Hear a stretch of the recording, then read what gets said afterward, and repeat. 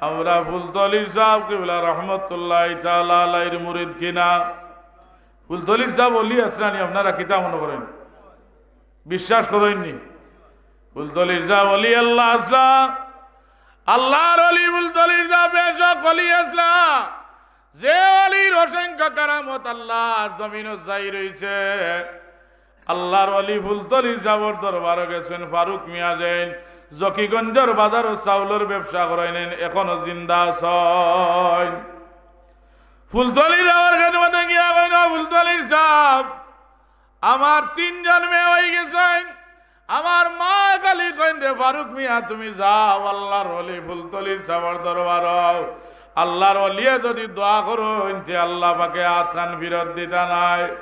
একগুলো মুনাফিক হলে কয় আমরা শাহজালাল সাহেবের দরবারও গিয়া কই শাহজালাল সাহেব আমরা রে ফুয়া দে কোকা নাউজুবিল্লাহ।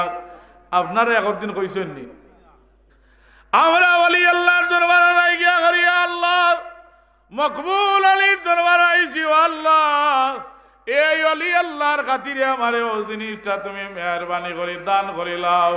মুনাফিক হলে কয় ফুলতলির সাহেবের মসলকন মানছে গিয়া ওলির দরবার ছেলে চায়, আমরা ওলি আল্লাহর দরবারে গিয়া দোয়া করি কই আল্লাহ মকবুল আলীর উসিলায় আমারে ও জিনিস খানদান করিলাও।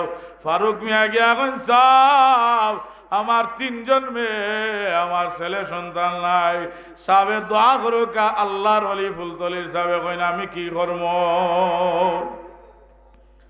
ফুলতলির সাহেবে চক্ষু মুদিলি চাইন, চক্ষু মুদিয়া কিছু সময় বারে কইন ফারুক মিয়া যাও কাগজ আর কলম আনো গিয়া একটা তাবিজ আল্লাহর ওলি লেখিয়া দিয়া কইলা ফারুক মিয়া লইয়া যাও, ও তাবিজটা নিয়া তোমার বিবির গলাত লটকাইয়া দিলাইও আর ফুয়া হইয়া লেকুলিয়া ফুয়ার গলাত দিলাইও।